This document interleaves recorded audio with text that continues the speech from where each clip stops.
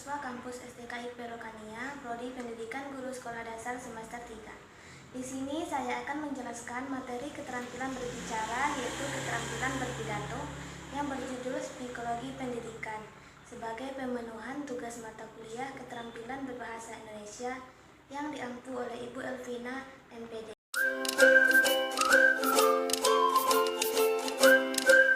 Psikologi pendidikan. Di sini ada dua kata, yaitu kata psikologi dan pendidikan.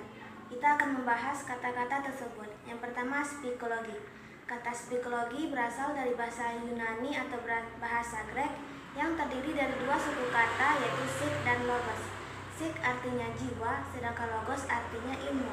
Jadi, secara harfiah, psikologi adalah ilmu jiwa, sehingga dapat kita simpulkan bahwa psikologi adalah ilmu pengetahuan yang menyelidiki, yang membahas tingkah laku terbuka dan tertutup pada manusia, baik secara individu maupun kelompok, dalam hubungannya dengan lingkungan. Sedangkan pendidikan berasal dari kata didik yang artinya memelihara dan memberi latihan, sehingga dapat disimpulkan bahwa pendidikan ialah proses pengubahan sikap dan tata laku seseorang atau kelompok orang dalam mendewasakan manusia melalui upaya pengajaran dan pelatihan. Dari penjelasan di atas dapat disimpulkan pengertian dari psikologi pendidikan, yaitu yang pertama, psikologi pendidikan adalah aplikasi atau penerapan prinsip-prinsip psikologi dalam dunia pendidikan. Batasan ini bersifat abstrak. Yang kedua, psikologi pendidikan adalah aplikasi atau penerapan prinsip-prinsip ilmiah tentang tingkah laku manusia dalam dunia pendidikan. Dan yang terakhir, psikologi pendidikan adalah aplikasi atau penerapan prinsip-prinsip ilmiah tentang tingkah laku manusia yang mempengaruhi pada pendidikan formal atau sekolah.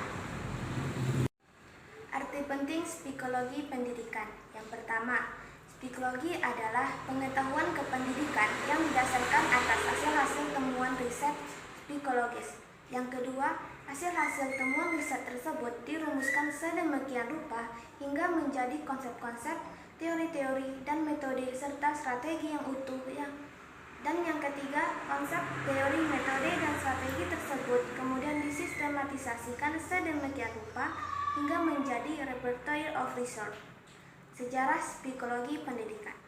Johann Friedrich Herbert adalah seorang filosof dan pengarang kenamaan yang lahir di Oldenburg, Jerman pada tanggal 4 Mei 1776. Beliau merupakan bapak psikologi pendidikan yang konon menurut sebagian ahli masih merupakan disiplin sempalan psikologi lainnya itu.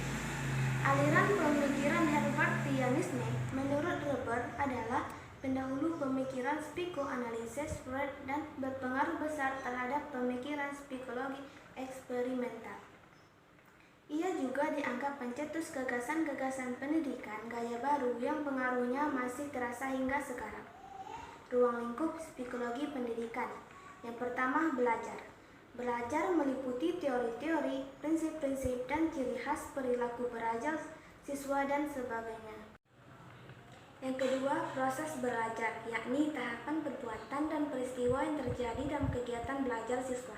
Dan yang terakhir, situasi belajar, yakni suasana dan keadaan lingkungan, baik secara fisik maupun non-fisik yang berhubungan dengan kegiatan belajar siswa. Fungsi psikologi pendidikan. Fungsinya ada 4. Yang pertama, meningkatkan efektivitas mengajar. Yang kedua, tercapainya kesehatan jasmani, rohani, dan emosional.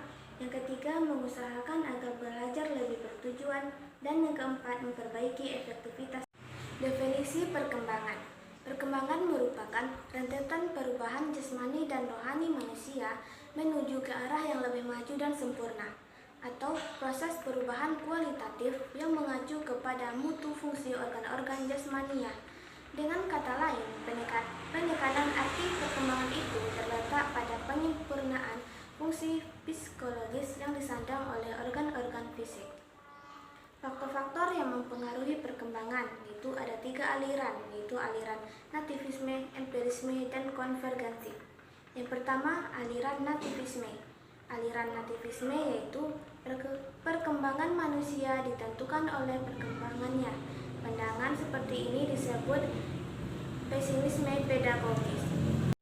Yang kedua, aliran empirisme, yaitu pentingnya pengalaman, lingkungan, dan pendidikan dalam arti perkembangan manusia itu semata-mata bergantung pada lingkungan dan pengalaman pendidikannya. Dan yang ketiga, konvergensi, yaitu aliran ini menggabungkan arti penting hereditas atau pembawaan dengan lingkungan sebagai faktor-faktor yang berpengaruh dalam perkembangan manusia. Proses perkembangan ada 3 tahapan. Tahapan pertama yaitu tahapan proses konsepsi, yang kedua tahapan proses kelahiran, dan yang ketiga tahapan proses perkembangan individu bayi. Hukum perkembangan. Hukum perkembangan ada 8. Yang pertama hukum konvergensi, yang kedua hukum perkembangan dan pengembangan diri, yang ketiga hukum keperluan belajar, yang keempat hukum kesatuan anggota badan, yang kelima hukum tempo perkembangan, yang keenam hukum irama pendidikan, yang ketujuh hukum masa TK, dan yang kedelapan hukum rekapitulasi. Perkembangan psikofisik siswa. 1. Perkembangan motorik, yaitu proses perkembangan yang progresif dan berhubungan dengan perolehan aneka ragam keterampilan fisik anak. Yang kedua, perkembangan kognitif, yaitu perkembangan fungsi intelektual atau proses perkembangan kemampuan atau kecerdasan otak anak. 3. Perkembangan sosial dan moral, yaitu proses perkembangan mental yang berhubungan dengan perubahan-perubahan cara anak berkomunikasi dengan orang lain. Arti penting perkembangan kognitif bagi proses belajar ada 3. Yang pertama, mengembangkan kecakapan kognitif, yang kedua mengembangkan kecakapan afektif, dan yang ketiga mengembangkan kecakapan psikomotorik. Sampai disinilah pembahasan tentang materi psikologi pendidikan bisa saya sampaikan. Semoga bisa bermanfaat bagi kita semua. Wassalamualaikum warahmatullahi wabarakatuh.